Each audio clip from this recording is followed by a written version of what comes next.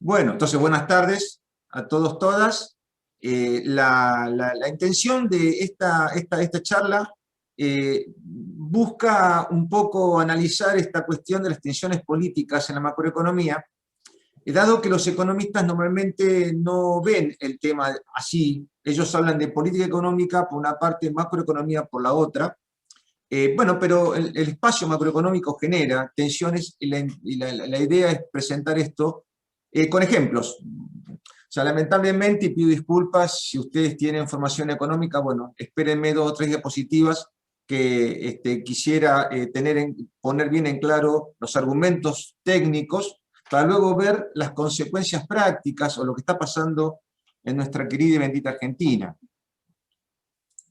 La primera cuestión que me interesa también presentarles es que yo soy ingeniero, y la mirada, ingeniero y economista, ¿no? Pero la mirada está desde cómo afecta esa tensión política a la producción, que es lo que mayormente nos preocupa. Porque, bueno, somos ingenieros, somos productores, y desde ese punto de vista, los conflictos macroeconómicos, cuando generan ese tipo de tensión, por eso tensión política, bueno, nos incumbe, nos arrastra, nos complica la vida. Así que bueno, dicho eso, lo primero que quiero aclarar es que hablamos de macroeconomía. ¿Y por qué macroeconomía y no economía? Y porque la economía tiene tal grado de complejidad en función de las variables que influyen, que los economistas toman miradas focalizadas. Situación macro, macroeconomía; situación micro, microeconomía; economía política, economía fiscal, economía de distribución, economía de juegos. Particularizan un problema y le estudian la economía. Economía es administración de los recursos. La economía del juego es cómo se administran recursos en el juego. Bien, el caso de macroeconomía, que es el que nos preocupa porque es social. De las miradas económicas, la que impacta más en una sociedad y lo que nos puede pasar como sociedad es la macro. Por eso, bueno, ¿qué hace la macroeconomía? Estudia variables agregadas, lo que le pasa a una sociedad, no lo que le pasa a una empresa en particular. No es el precio de trigo que paga una empresa, es el precio de trigo que se paga para referencia a nuestro país, o es el precio del interés, el tipo de interés, el precio del dinero reflejado en el país, no específicamente de un banco, no específicamente de una empresa. Son variables agregadas, promedios toman. Y esa macroeconomía, entonces, cuando especialmente hablan de equilibrio macroeconómico, refieren a capacidades. La macroeconomía nos permite interpretar qué capacidad tenemos como sociedad para resolver los problemas que tenemos. La microeconomía refiere al problema de una empresa y la capacidad de una empresa para resolver un problema. La macro es la capacidad que tenemos todos nosotros. Y estamos en equilibrio, bueno, cuando esa capacidad se mantiene estable, razonablemente estable, y se generan desequilibrios cuando esa capacidad empieza a moverse, normalmente hacia abajo. Y interesa este punto, y lo remarco, y especialmente le estoy indicando un trabajo en particular, porque siempre hay discusión en relación a la economía, si es social, si la economía tiene que ser privada, si tiene que ser pública. Lo más interesante es que de las experiencias, de los estudios que existen, de la información que se ha podido recolectar en diferentes campos, este señor, Marshall Salins, del mundo de la biología, demuestra que la economía nació social. ¿Por qué? Y porque el hombre inicialmente era cazador.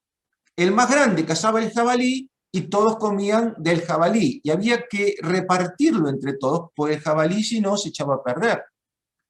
Posteriormente, en algunos sectores empezaron a consumir naranjas, y entonces el más elástico juntaba las naranjas, pero las podía acumular. Y entonces no repartía, pues las naranjas originales no se echaba a perder en 1 hora, en 2 horas. Podía aguantar una semana, podía aguantar un tiempito, y aparece la seguridad, la custodia. Eso después. La economía es un fenómeno social. No se puede interpretar la economía en el sálvese quien pueda. La economía es social y la macroeconomía tiende o trata de resolver esa cuestión. Microeconomía, ¿qué es? El caso de los agentes económicos, ¿no? Lo que le pasa a una empresa en particular. ¿Y qué sucede? La complejidad que tiene el fenómeno económico, que trabaja igual que las otras ciencias, como trabaja la química, como trabaja la física, como trabaja la matemática, siempre hay una intuición, una teoría, de eso se compone un modelo, ese modelo nos permite interpretar qué sucede del lado teórico y luego se valida en la práctica. O no, siempre se hace lo mismo. Pero ¿qué pasa con la economía? La cantidad de variables son muchas más. Por ejemplo, en Argentina somos 40 millones de personas, hay 40 millones de variables. Esa complejidad hace que los economistas, y acá empezamos con el primer problema, trabajan con creencias. Trabajan con creencias. ¿Y qué pasa cuando se trabaja con creencias? Aparece una suerte de honestidad intelectual atrás de aquel que manifiesta una causa y un efecto dado una creencia.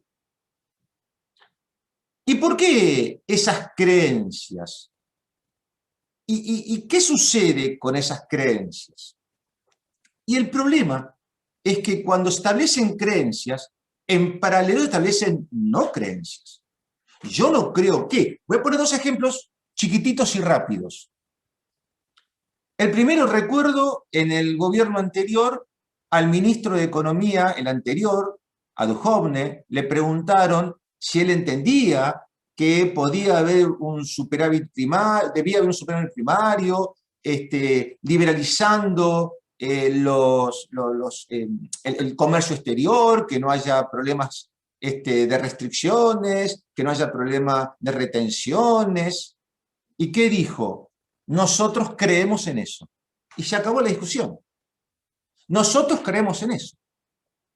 Es la creencia. El segundo ejemplo, un economista comediante que existe, que es Milei, que ahora vamos a hablar de las escuelas, un segundito, porque necesito plantearle el tema de las escuelas. Le plantean, ese muchacho es anarcocapitalista, ahora vamos a hablar de eso un segundito. No puede haber Estado, no puede haber administración de Estado, Estado siempre hay. No puede haber administración de Estado, no puede haber. Ajá. Entonces le preguntan, me acuerdo en ese caso, en una entrevista con Novarecio le dice, ¿y qué pasa si no hay Estado y las empresas son pocas y pone el precio que se le antoja? ¿Qué contestó Milei? No creemos en eso. No creemos en los oligopolios. Y se acabó. Honestidad intelectual. ¿Por qué? No creemos en eso. Ahora, cuando hay una creencia y salta la no creencia, el problema es que los efectos perversos o dañinos o ruinosos vienen por las no creencias. Un ejemplo, repito, y ya cambio de diapositiva. Nosotros en clase siempre a los chicos de grado les hablamos de las creencias y un ejemplo clásico que ponemos son los vampiros.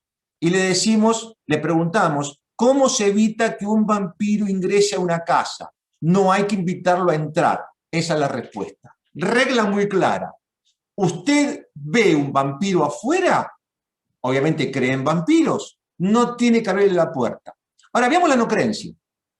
¿Cómo evito que entre el vampiro si yo no creo en él? ¿Cómo funciona la regla al revés? Ahí aparecen los problemas. Cuando hay creencias, hay no creencias. Y cuando hay no creencias, por ahí pueden aparecer los efectos. Arrow fue famoso en el año 1950 porque generó el teorema de la imposibilidad que determinaba a partir de los equilibrios Condorcet para las coaliciones de gobierno en Europa, especialmente en Francia, que siempre que haya más de 3 personas que deciden, imagínense todos los casos, no puede haber uniformidad de criterio en la elección política. Siempre hay 2 minorías o siempre hay una mayoría y una minoría. Siempre. Entonces, una de ellas comanda. ¿En base a qué? A las creencias. ¿Y quién ve las no creencias? La oposición. Y ahí se genera tensión, continuamente tensión, que en un segundito vamos a ver los números. El, la administración de esta macroeconomía, entonces está discutiéndose en función de la intervención que hace sobre la sociedad un organizador que es el gobierno. ¿Y qué pasa ahí? Bueno, una mirada bastante interesante en los últimos tiempos la da el libro que menciono al final, se llama El costo de los derechos, cuando, sobre todo en el gobierno de Obama y el think tank que le auxiliaba a Obama con el pensamiento económico, le plantea, bueno, lo que se puede pensar es en derechos negativos y positivos para la administración de gobierno. Derecho negativo es cuando se impide que el gobierno haga. Derecho positivo es cuando se obliga a que el gobierno haga. Por ejemplo, la policía no puede ingresar a un domicilio privado. Es un derecho negativo, porque le impedimos que ingrese. A las personas hay que asistirles a un hospital. Es un derecho positivo, porque lo obligamos a que lo asistan. Entonces, en definitiva, gobernar es administrar en base a creencias los derechos positivos y negativos. Bueno, la macroeconomía tiene que dar capacidad para financiar, para que se puedan aplicar esos derechos negativos y positivos. Y en las creencias, como siempre hay un profesor, un académico que se distingue de los demás, bueno, normalmente ese académico trabaja en una universidad, hay otros académicos que le siguen porque ahí está el líder, y se generan tradiciones en escuelas y los economistas y los abogados hablan de escuela. Como Arrow nos dice que hay imposibilidad de acuerdo en una sociedad, siempre están los dos planteos, el de una mirada y el de otra mirada. Los más conocidos son los que yo ahí les cuento, están los libertarios, los anarcocapitalistas, los minárquicos. Si les interesa abrevar un poco en eso, del lado científico está von Mises, Hayek, y del lado interesante, un interesante libro que explica cómo se resuelve esto, que es el que le estoy mencionando de Murphy, se llama La teoría del caos, y ustedes ahí pueden ver cómo es que un anarcocapitalista piensa que es posible ese concepto. Más al centro aparecen las dos grandes escuelas más conocidas, ¿no? La escuela de Chicago con los monetaristas, Friedman, la de Cambridge con Keynes, y finalmente hacia el lado izquierdo está Frankfurt con Adorno, con Marx, y ahí están fundamentalmente las escuelas. De todas estas escuelas, las que lograron generar, administrar países ha sido Frankfurt en el segundo mundo, Cambridge, cada n países, n-1, -2, está en keynesianismos, la mirada monetarista muy pocas veces aplicada, muy pocas veces, con los dedos de la mano se cuenta, el caso de Chile con Pinochet, el caso de Irak, no hay muchos más, y el anarcocapitalismo o el minarcocapitalismo que nunca pudo ser gobierno. Los libertados socialistas, el anarcosocialismo sí en España, pero fue una experiencia nada más. ¿Por qué el keynesianismo está prácticamente administrando las macroeconomías de casi todo el mundo? Porque es una gama muy amplia. Por keynesianismo se entiende una gama muy amplia. Puede haber un keynesianismo más hacia una mirada de derechos negativos, o sea, lo que llamamos normalmente derecha, un keynesianismo más hacia costado sobre el lado de los derechos positivos, del progresismo. Hay una gama, y es donde se presenta la mayoría de los casos. ¿Y por qué remarco esto? Porque tiene sentido la macroeconomía en una mirada keynesiana y hasta en una mirada monetarista. Los anarcocapitalistas, von Mises, Hayek, descreen, desconocen, entienden que no puede haber una administración de gobierno, no puede haber eso, no tiene que haber una administración de Estado. Esa es la mirada libertaria extrema, la mirada austríaca. con la mirada de Chicago, el monetarismo de Chicago, Friedman a la cabeza, el Estado es muy importante, pero siempre como contratista, nunca como hacedor. En Keynes el Estado es contratista y hacedor. Ahí se va apareciendo los derechos positivos, los derechos negativos y la forma de, de financiarlo. Con Friedman, con Keynes, con Marx, el Estado tiene que estar. Entonces la macroeconomía se entiende cuando uno habla con una persona que tiene creencias keynesianas, monetaristas o socialistas. Cuando uno habla con un libertario, descreen del Estado, descreen de la administración del Estado. ¿Y qué es lo que sucede? Que en los medios aparecen muy frecuentemente personas que opinan de acuerdo a esquemas que son anarcocapitalistas o minarcocapitalistas, donde Estado no debe haber. Y la macroeconomía es una falsedad. Descreen de la macroeconomía y se posicionan en la honestidad intelectual que les permite definir esa creencia. Bueno, su punto de vista. Cada uno tiene su punto de vista. Bien, con esto sí, entonces, vamos a la vedette y vamos a los números. El Producto Bruto Interno es la principal variable agregada macroeconómica. ¿Y qué es el Producto Bruto Interno? Bueno, lo que ustedes están viendo ahí. Está el mercado de bienes y servicios, donde compramos las cosas, y está el mercado de factores de producción, que es la gente que trabaja, las máquinas a disposición y las tierras a disposición. Resulta que las familias compran en el mercado de bienes y servicios los productos y pagan con él. Aparece esa flecha de ingresos. ¿Qué es eso? Y los consumos. El Producto Bruto Interno son todos los consumos anuales, en medios en plata, en dinero. Ese es el Producto Bruto Interno. Pero ¿qué sucede? Las empresas necesitan los terrenos, necesitan las máquinas, necesitan las personas. ¿Y qué pagan por eso? Y las rentas a los factores de producción. Pagan salarios, pagan alquileres, pagan beneficios. De tal manera que esto es un circuito cerrado. Todo lo que la empresa factura, los ingresos, todo, va o a renta de capital, a intereses, beneficios son intereses, dividendos son intereses, salarios y alquileres. Porque la empresa no gana ni pierde. Lo que gana o pierde son los dueños de la empresa, que está en ese sector, en el beneficio. La empresa ni gana ni pierde. Lo que gana o pierde son los dueños de la empresa. Y acá es muy interesante ver este punto, porque si lo de arriba cae, lo de abajo cae. Si lo de arriba crece, lo de abajo crece.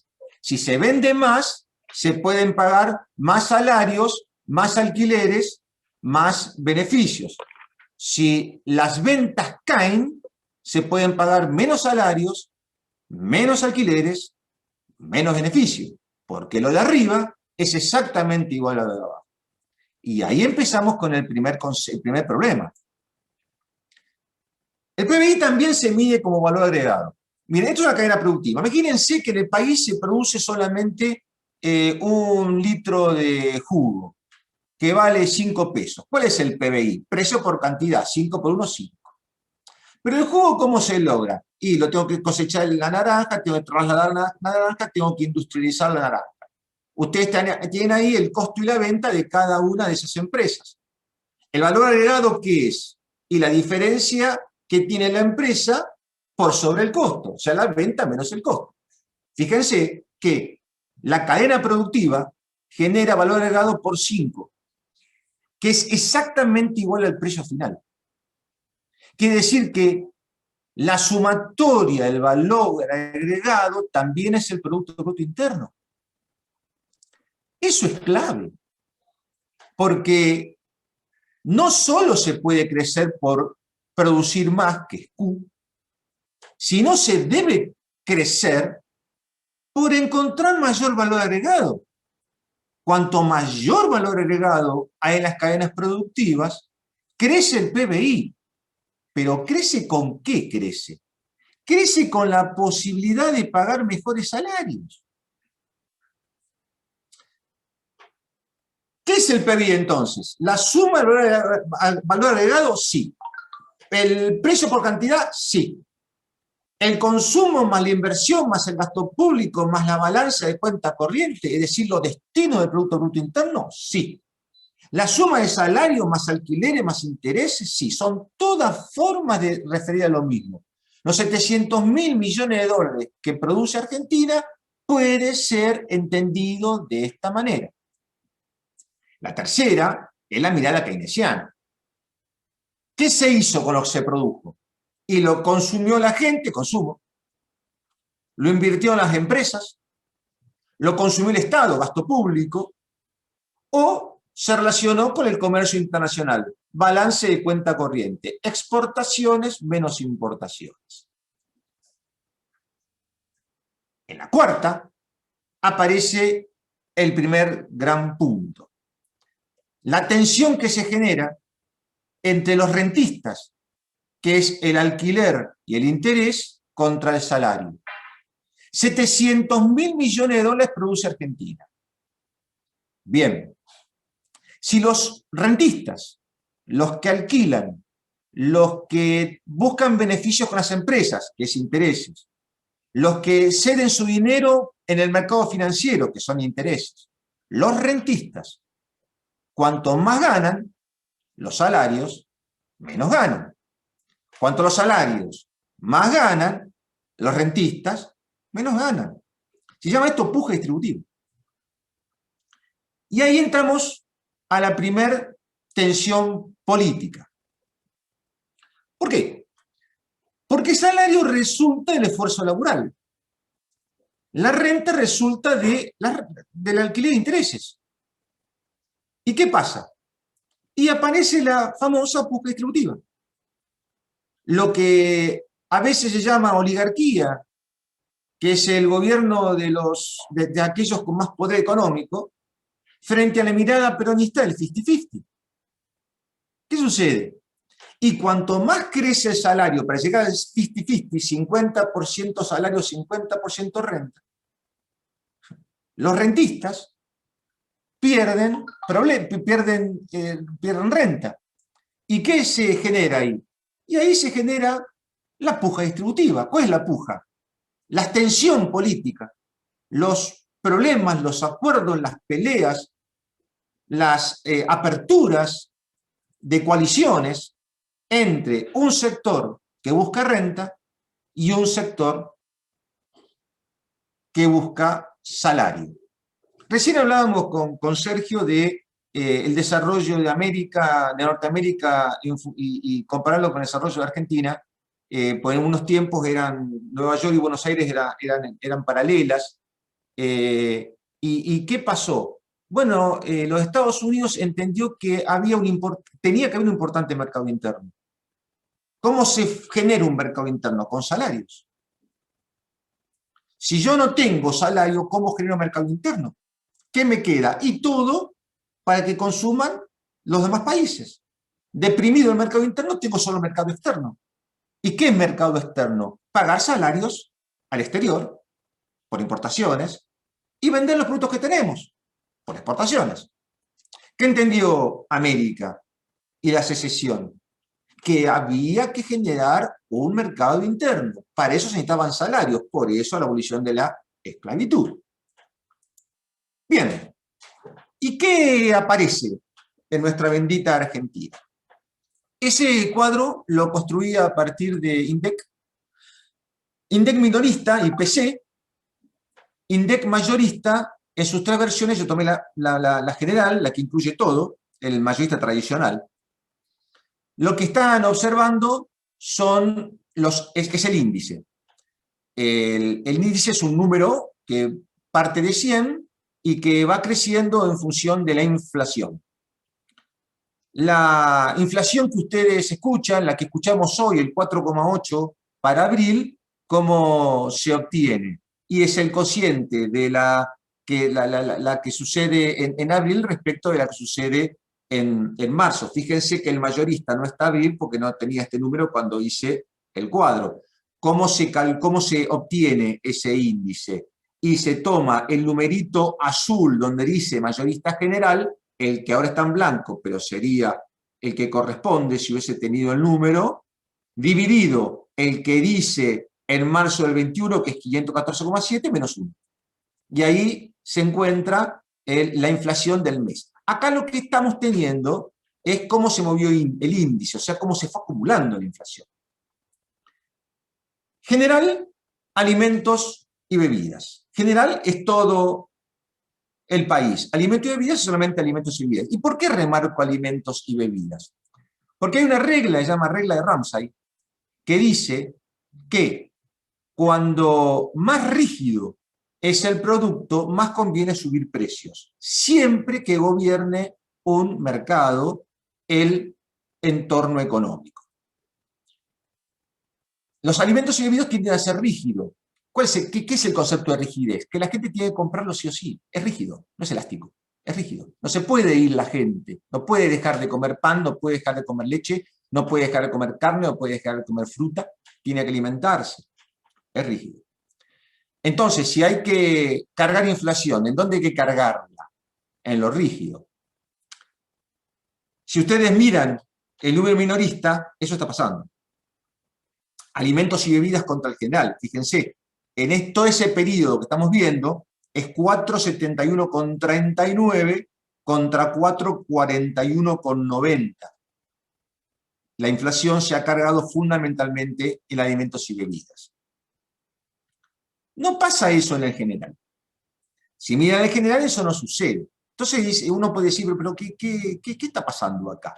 Bueno, para eso están las columnas que siguen. Miren, la primera, alimento minorista sobre general minorista. ¿Qué está diciendo eso? Es un indicador 0 y 1. Van a ver solamente 0 y 1.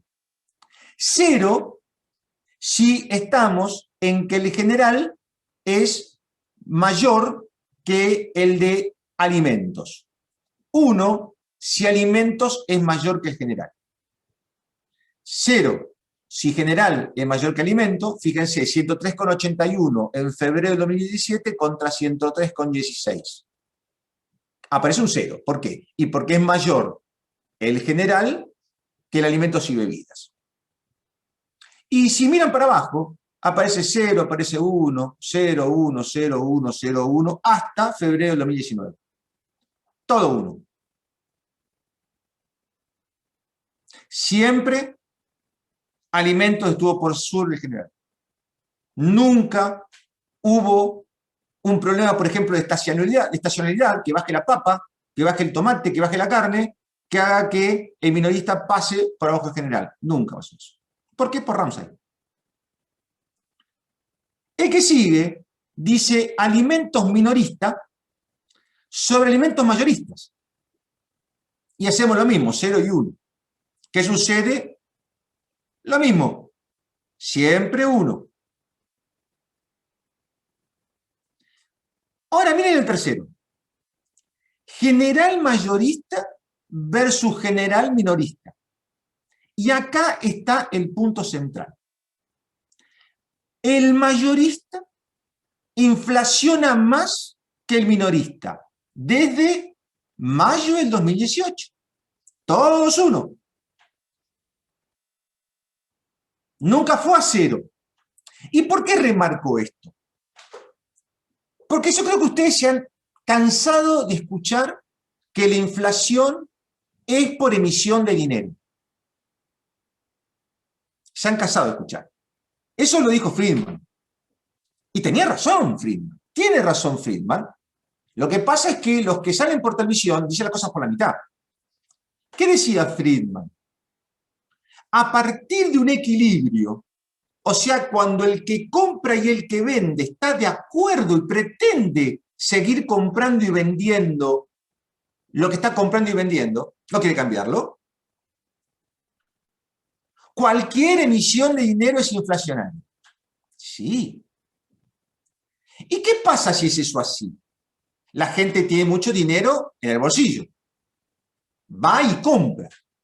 A los supermercados se le agota los stocks rápido.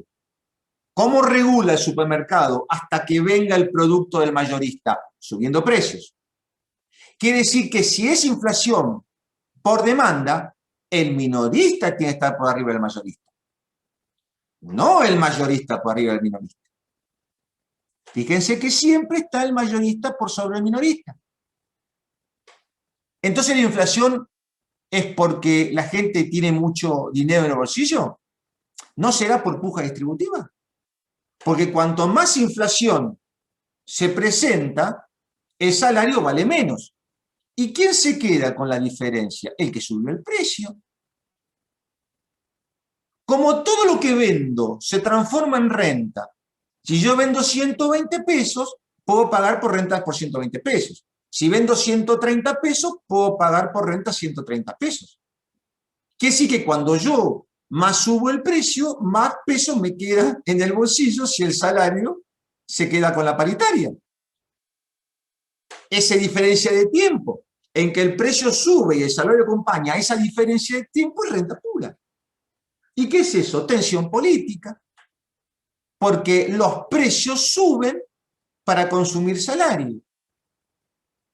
Quizás una mirada monetaria diga, los precios suben para subir salario porque hay tanto dinero emitido que la gente tiene muchos billetes y no se puede abastecer. Pues vamos a ver entonces la columna que sigue. La capacidad instalada.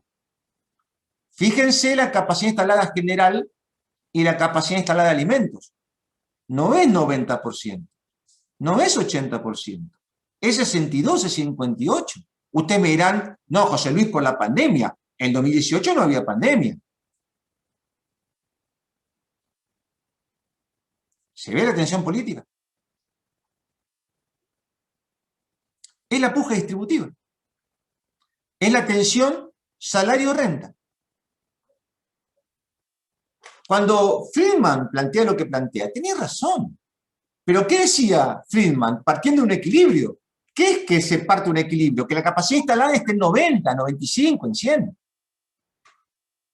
No en 60. Si se puede expandir la producción para abastecer el exceso de liquidez que tiene la gente en el bolsillo, ¿por qué no lo hacen? Bueno, una gráfica, después si quieren pueden mirarla, es lo mismo, pero con curvitas. Vamos a la segunda tensión política, histórica en Argentina. El campo versus la industria. ¿Por qué campo versus industria? ¿Por qué de esa manera? Bueno, el balance de cuenta corriente son las exportaciones menos importaciones. La exportación es lo que se vende del exterior, la importación es lo que se compra del exterior. Bienes y servicios, o sea, no hay stock de dinero. Por ejemplo, un préstamo no entra, el stock, el dinero que entra por un préstamo no entra en balance de cuenta corriente, eso entra en balance de pagos. Esto es balance de cuenta corriente.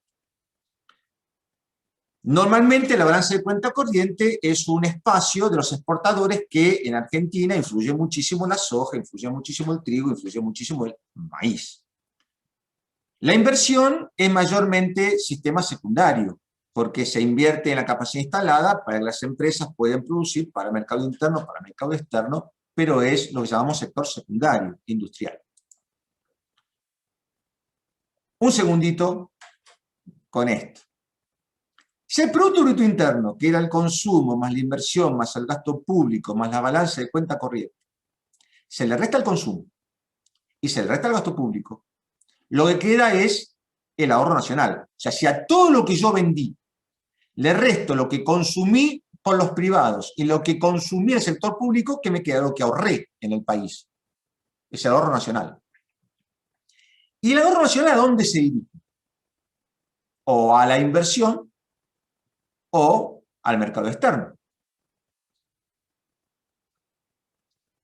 Este equilibrio muestra que la disponibilidad de dinero ahorrado o se encuentra en la inversión o se encuentra en esa cuenta corriente o una parte y una parte. El tema es si yo quiero incrementar la inversión e incrementar la balanza de cuenta corriente. Bueno, puesto así, el sistema es cerrado. Si yo quiero incrementar los dos a la vez, no me alcanza con el ahorro nacional. Necesito ahorro externo, o sea, endeudarme. Si no, los dos, no puedo subirlos. Argentina, sabemos, está pasando un periodo muy complicado, con un riesgo país de 1.500 puntos básicos, o sea, 15% nominal anual. Es muy difícil tomar deuda.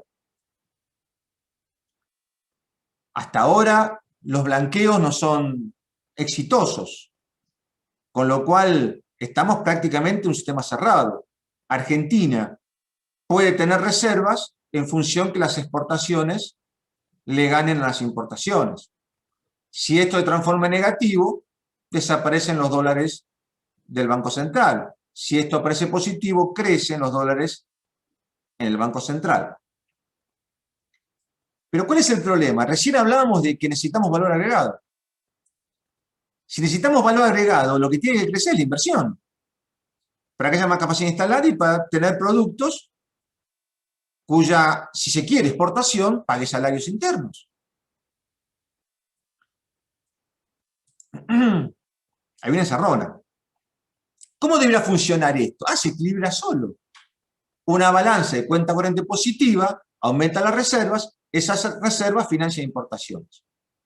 Claro, ese es el funcionamiento normal. ¿Y en la normal? La balanza de cuenta corriente queda en manos de los exportadores. Puede ser que no lo ingresen, o que ese dinero de alguna manera se fugue, o se quede afuera. No estoy hablando necesariamente de fraudes, ni delito, ni nada se le parezca. Simplemente no se liquida. Quiere decir que aparece un problema de incentivos no compatibles. Porque ¿cómo hace el sector industrial para desarrollarse que requiere importaciones si las reservas que normalmente se logran por las ventajas comparativas de tener trigo, de tener maíz, se fugan? Usted me dirán, José Luis, ¿pero por qué supones que se fugan?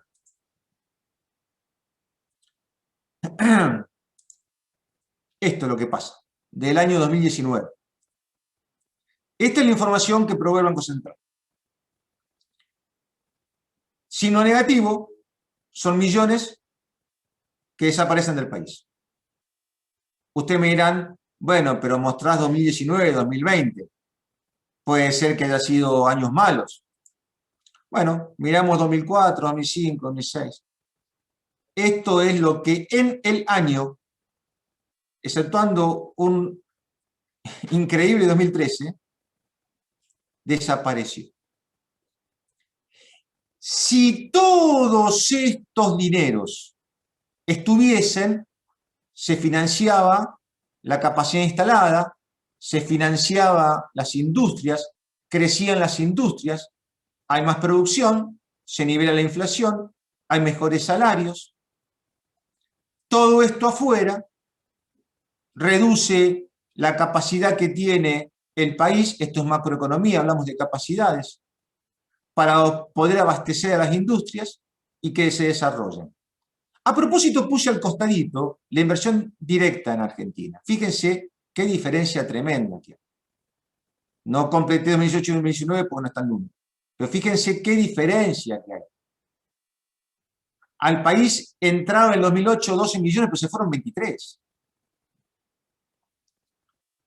Que son normalmente excedentes. Esta es la otra tensión política. La tensión política en donde un sector, que es el productor de divisas, no abastece el otro sector que demanda divisas. ¿Y por qué? Porque lo fuga. ¿Y por qué lo fuga? Bueno, teorema de Arrow, creencias. Ustedes cada uno tendrán su creencia. Arrow, no nos podemos poner de acuerdo nunca. ¿Por qué? Y porque no se puede poner de acuerdo, no hay forma de ponerse de acuerdo. En esto sí habría que ponerse de acuerdo. Una política que permita resolver esto, sí podríamos ponernos de acuerdo. Ahora, cuando la creencia no es realmente una evidencia, sino es una, entre comillas, honestidad intelectual, cuidado, porque debe existir una solución política que atiende esta cuestión. Fíjense que estos rojos también son causa de las inflaciones que hemos visto en el otro cuadro. Si esto no fuese rojo, las otras inflaciones podrían no haberse presentado. Habría que ver cómo jugaba que no haya fuga o menor fuga en la tensión política de los salarios. Dos tensiones políticas: la puja distributiva, el salario que siempre va menguado por un exceso inflacionario que no se explica por incremento de demanda, y un problema de fuga que quita las reservas para abastecer, para desarrollar el sector de la inversión. Esto es opinión, ¿no? Yo entiendo que la educación y el patriotismo es muy importante. La inteligencia política, el consenso, por supuesto, pero miren que la educación, desde mi mirada, es importante el patriotismo, pero hablo primero de educación. ¿Y por qué hablo primero de educación? Porque el problema de la fuga de las divisas y el problema de la inflación tendría que ser un tema tratado en todo el espacio de educación de un ciudadano argentino. Primaria, secundaria, universidad.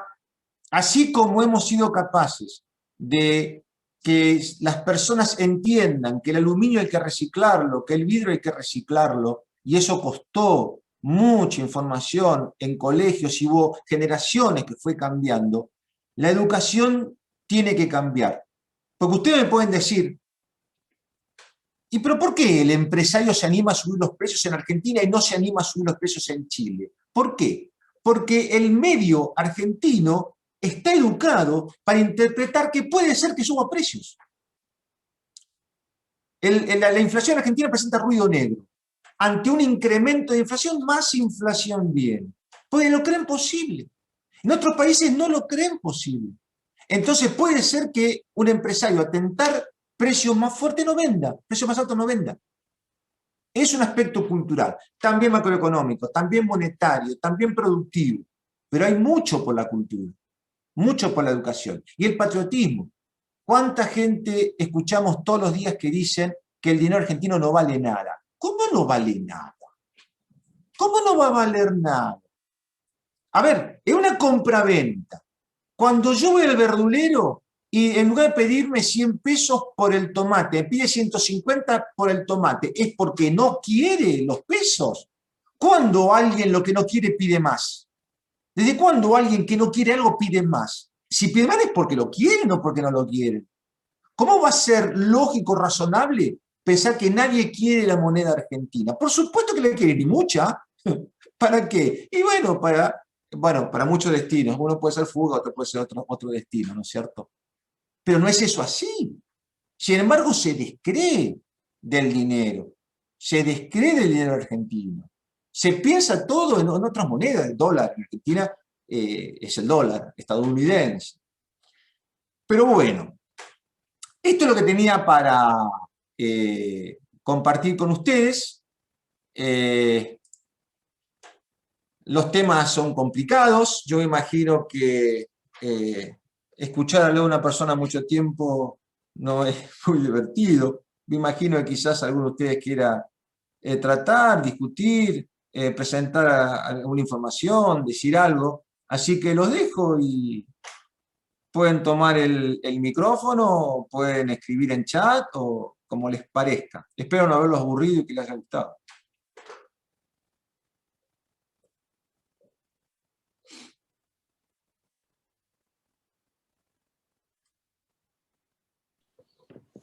Nos dejaste mudos. Gracias, muy bueno. No, muy bueno. la verdad que tenés una claridad fantástica para explicar los temas y esto justifica que los ingenieros debemos de estar en cargo de gestión, porque yo muchas veces te escucho o te escuché en algunos lugares así que vos ni te diste cuenta y me digo, qué sencillo que dice cosas que después son un quilombo y que terminaste teniendo razón. Me acuerdo que sos la primera persona que yo escuché hace mucho que los LEVAC van a explotar. Me acuerdo, no me voy a olvidar eso. Y hiciste un pequeño razonamiento y después todo el mundo siguió hablando de otra cosa. Yo me quedé con eso en la cabeza. Y bueno, y en la charla de hoy, que obvio que todas estas cosas uno no las conoce, yo no las conocía, todas estas teorías que son muy útiles para darte un marco, ¿no? Así que, la verdad, a mí me sirve de mucho estas explicaciones, así que gracias. Gracias. Bueno, a mí también me encantó, ¿eh? Yo entré muy tarde, Guillermo Garaventa, entré muy tarde, la verdad que me perdí la primera parte. La claridad conceptual, excelente. Absolutamente de acuerdo que la educación es fundamental en nuestro pueblo, es fundamental. Segunda etapa, patriotismo, pero primero educación.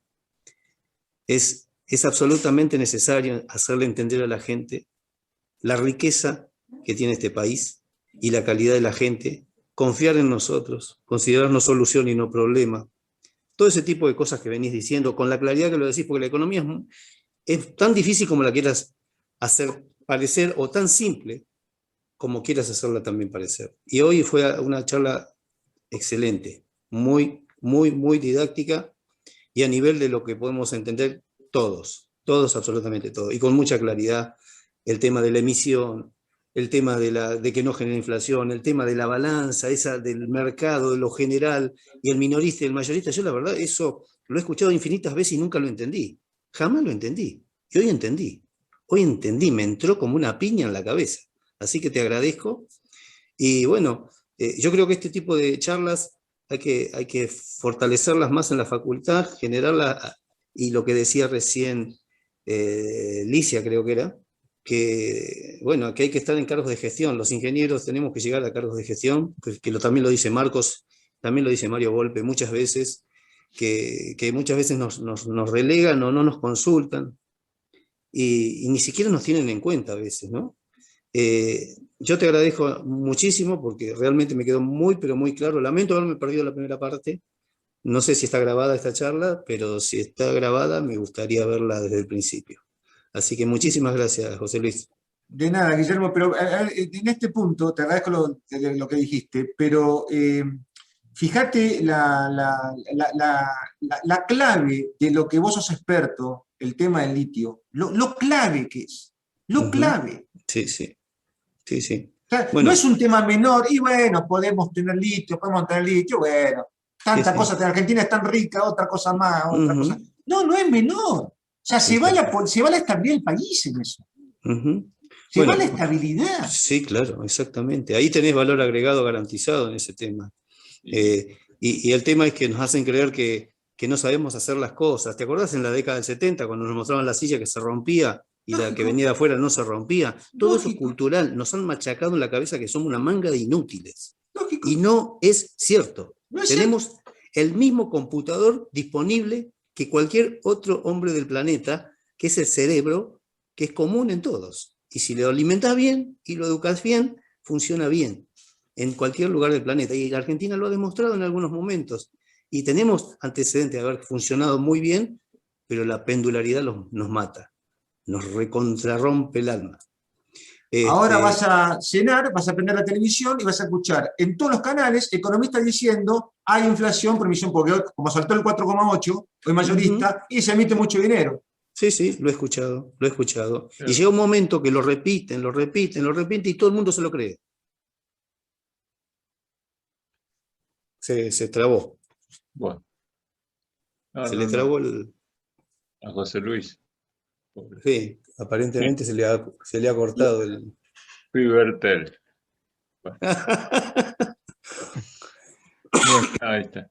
Muy bueno. José Luis, vos cuando hablas de la fuga de dinero, la misma fuga existe en las materias primas. Vos hablas del litio, declaración jurada. Yo declaro que me llevé 10 kilos. Y nadie te controla si no te llevaste 100. Pasa con el petróleo, pasa con los cereales, pasa no solo con el dinero, la fuga de dinero, sino la fuga de nuestras materias primas que han sido modificadas las leyes para que pasen estas cosas. Y nadie vuelve para atrás. Yo siempre pongo este ejemplo y lo he escuchado hasta en la radio. ¿Cómo Macri la ley de medios la hizo bolsa, una ley consensuada, trabajada, la hizo bolsa con un decreto? ¿Por qué no se la vuelve a poner con un decreto?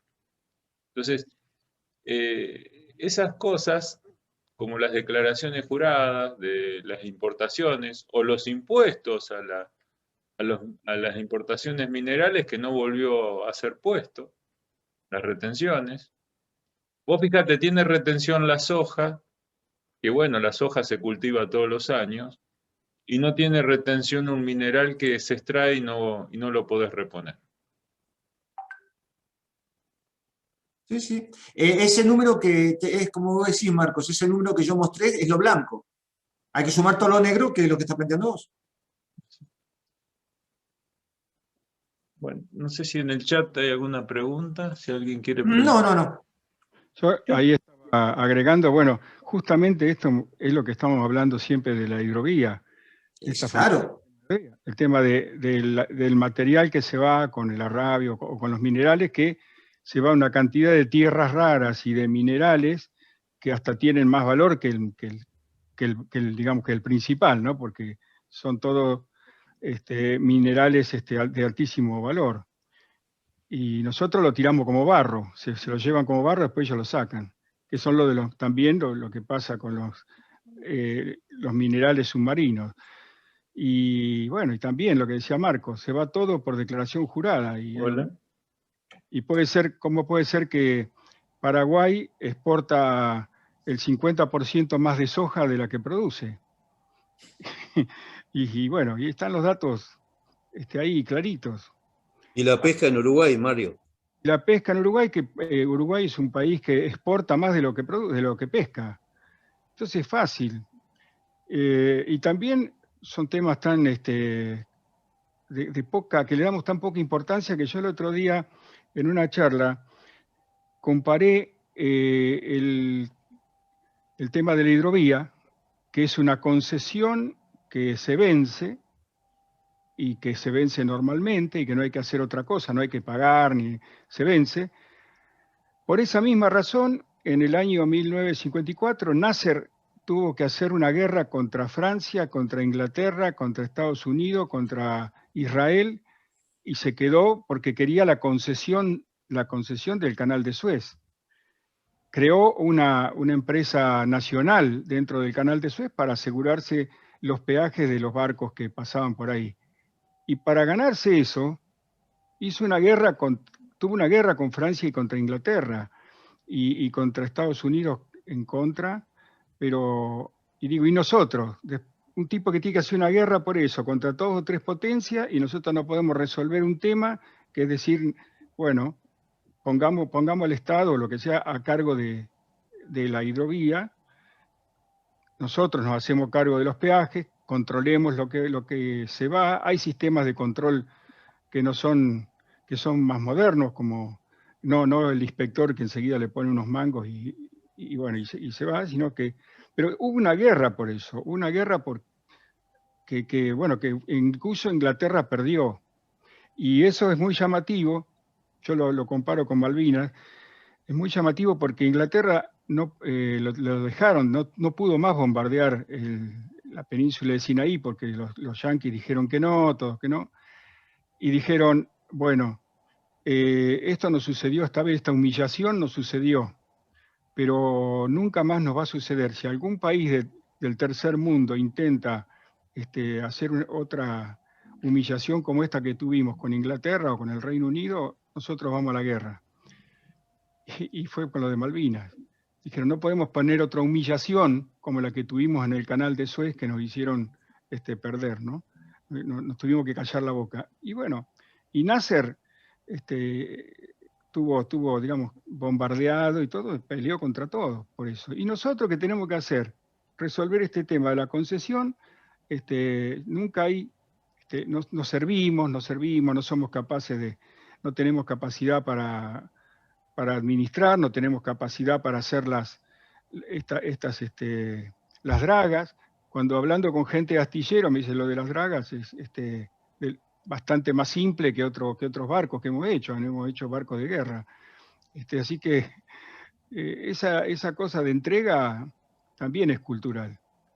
Y eso está diseñado en lo que muchas veces hemos hablado nosotros como cultura estratégica, en la cual ahí, por supuesto, los yanquis con ¿cómo es? Me sale el USAID, que sería uno de los brazos del Comando Sur. Bueno, ¿qué hacen? Se preocupan en eso, en entrar en las universidades, en dar becas a los estudiantes, en prepararse en una universidad con una orientación determinada, invierten en eso. Y bueno, y así estamos, pero somos temerosos de poder nacionalizar la hidrovía del Paraná, que podría traernos un montón de dólares para este lado, ¿no? Aparte la logística y demás que vendría al puerto de La Plata, bueno, son ejemplos, digamos, extremos de alguien que hizo una guerra para defender una hidrovía, llamémoslo así, en este caso, bueno, fue el canal de Suez, y nosotros no podemos resolverlo con todo a favor. Tenemos miedo, no sé. Bueno, eso era un poco.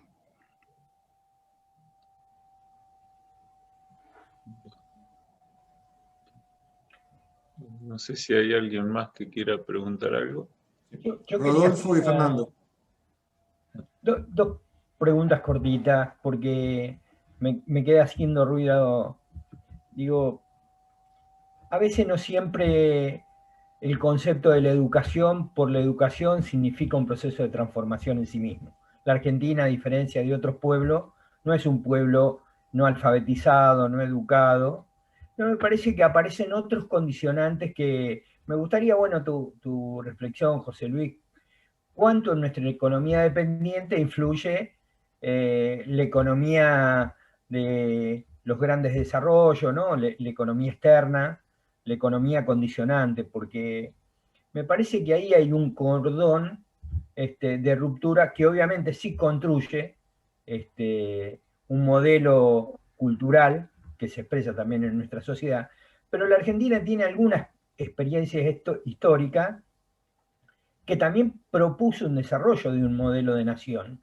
Y me refiero al primer plan quinquenal de Perón, ¿no? Digo, porque me parece que esas instancias, porque si no, parecería que todos estos fenómenos son exclusivamente internos y que un poco es que nuestra propia naturaleza hace de que seamos los reyes del fracaso. Y me parece que hay condicionantes externos que así nos ponen. Y bueno, te quería hacer este planteo, a ver cómo lo ves, cómo lo pensás. Sí, Rodolfo, claro, entramos en el terreno de la opinión, ¿cierto? La opinión personal. Yo creo que, y como profesor universitario, tengo una daga acá clavada, 30 años diciendo lo mismo, y no puede ser que todavía exista algunos alumnos o empresarios ya que han sido alumnos y que todo lo contrario de lo que estudiaron. O sea, uno le pregunta en un examen A, pone en A, saca 10 y después en B. La economía tiene esa cosa. Ese comportamiento tan raro de que los medios, las comunicaciones, generan una infiltración en las personas que le hacen creer mitos, le hacen creer lo que no es. Coincido con vos, el argentino medio es muy educado, pero en economía tenemos mucha educación que no es argentina, no es nuestra. Y bueno, los modelos son los nuestros, y esas personas luego toman cargos públicos y contestan preguntas diciendo, es mi creencia. Hemos escuchado a un exministro decir, bueno, no quiero herir, ni lastimar, ni dañar a nadie, que era el tema de Malvinas, que había que sacar Malvinas. En Magdalena había que sacar tierra, ¿no? Son conceptos. Y bueno, la imposibilidad que tenemos en nuestras universidades de poder construir un conocimiento propio, no aparece. Yo creo que nadie discuta a Keynes. Pueden decir que era un loco, pero nadie discute la lógica de Keynes y bueno, la la actividad del Estado, los anarcocapitalistas no discuten, lo combaten. O sea, no puede ser, pero que nadie discute ese tipo de criterios. Sin embargo, las políticas de desarrollo que pudo influir Keynes en Estados Unidos, en Argentina es mala palabra, en Chile es mala palabra, en Bolivia es mala palabra, en Brasil es mala palabra. Hay un factor externo muy importante y no hemos sabido todavía de las universidades componer un conocimiento, un cuerpo de conocimiento que pueda fundamentar el desarrollo endógeno. Todo siempre es tildado de cosa vieja, o de arcaicos, o de ignorantes. ¿Por qué? Porque creen. Por eso, perdón, me estoy extendiendo, pero me interesó de entrada poner la palabra creencia. Porque la creencia es fe. Yo creo es fe. Entonces, cuando yo quiero discutir la fe, me dicen que soy ignorante, porque no hay razón. No puede haber una razón que componga o que fundamente ese concepto, porque yo creo en. Si no, sos un bruto, sos un animal. Entonces, todos los que opinamos distintos, donde yo me incluyo ahí, obviamente, somos todos brutos, animales, no entendemos nada. Bueno, en mi caso, vos sos ingeniero, sos economista, si no sepas las cosas que no estudiaste. Sí estudié, pero bueno. El contexto externo, Rodolfo, es muy importante. Y yo en eso apoyo a la educación, o pongo mi mirada en la educación. Pero no es fácil. Gracias, José Luis. De nada, Rodolfo. No te resuelve el problema. No importa, pero me parece que no es completar la mirada que tenía, me parece que ilustra, todo sirve. Bueno. Hola José, ¿cómo andás? Fernando. ¿Cómo va? Bueno, los que te conocemos de antes ya sabemos de tu claridad, así que no me asombra, pero te agradezco que nos ayudes a poner en contexto algunas cosas. Por ejemplo, le pusiste teoría con nombre y apellido a la convicción de que la economía termina siendo una subciencia de la sociología, en definitiva, ¿no? Donde las creencias pasan a jugar papeles fundamentales, pero son creencias inducidas, creencias generadas, como vos bien dijiste, desde los medios, la necesidad mediocre de pertenecer a una casta mejor, superior, más instruida, lo que genera posicionamiento que hasta la podríamos llamar la mitad del mundo, ¿no? Ahora, en ese marco, un tema que no me termina de cerrar como ecuación matemática, que es el bajo nivel de inversión que tenemos, es razonable como inversión propia en sí misma, y hasta podría justificarla, si querés, por los permanentes cambios económicos. Si yo me compro una máquina que me salió 5 millones de euros y la tengo que pagar en 30 años, no tengo la menor idea si la voy a poder pagar produciendo en pesos en Argentina. Eso generaría alguna lógica de la no inversión. Lo que no puedo entender es la capacidad ociosa, habiendo demanda real disponible del otro lado. O sea, las industrias están en un 60, 62, 65%, no llegan ni siquiera al 90%, y en el mercado convencional faltan productos. Yo quiero comprar hierro hoy, hay escasez. Siderúrgico en general hay escasez. Bueno, ¿dónde calza esa ecuación? No de la inversión, sino de la utilización de la capacidad disponible. Dos respuestas. En una me pongo el sombrero de productor, de ingeniero. En otro me pongo el sombrero de economista. Me pongo el sombrero de productor, de ingeniero. Es muy difícil proyectar ventas. Por lo que vos dijiste. ¿Qué decimos nosotros en producción?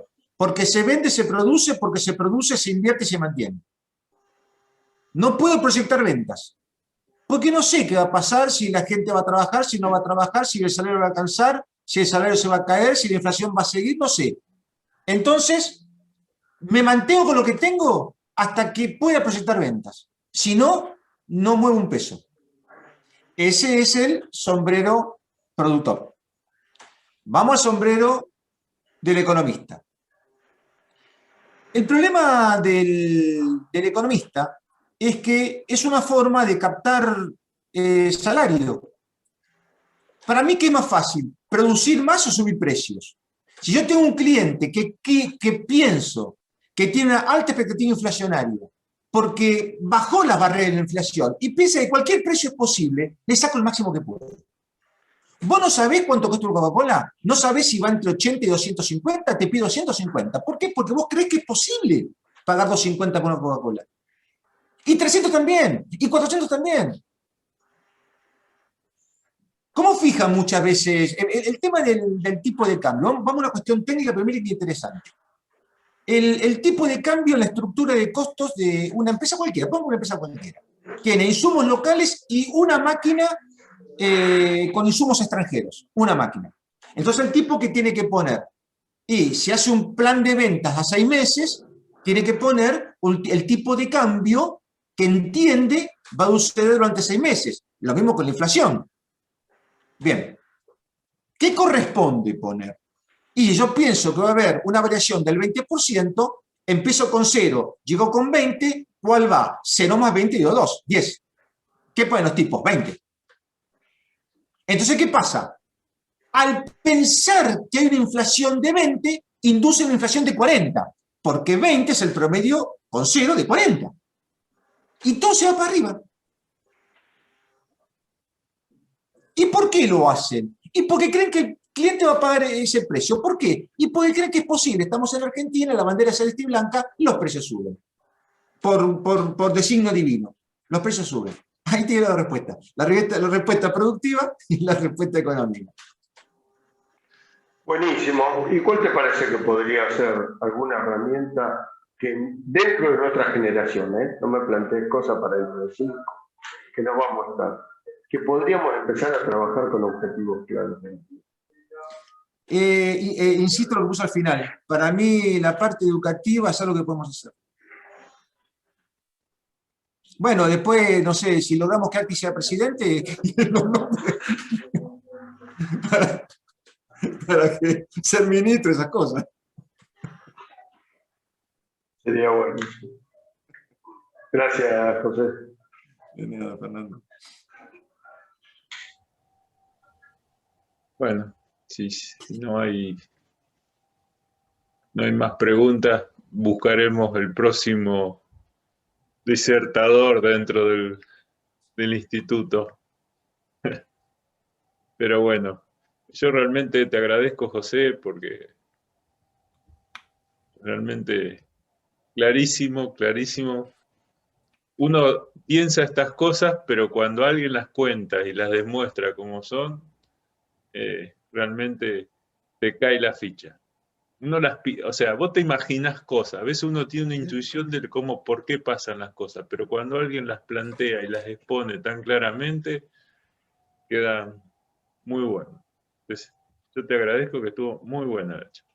Gracias. Gracias, Marcos. Bueno, gracias, José Luis. Por favor, un abrazo. Gracias a ustedes. Bueno. Un abrazo, José Luis. Nos vemos. José. Apareció hincha de Racing Club. Pero bueno, ¿qué va? Hincha de Racing, bueno, también. ¿A quién vamos a nominar ahora? A ver, alguno, tenemos que buscar. Pero lo tira el rojo y blanco, Alicia, fíjense. Todo. Sí, pero yo lo conozco esa campera, no es de estudiante. Eso es piloto de moto beta oficial. Bueno, gracias, José Luis, gracias a todos. Bueno, gracias. Chao. Después le paso Gracias, muchas gracias. el video. Chao. Gracias. Dale, Marcos. Abrazo.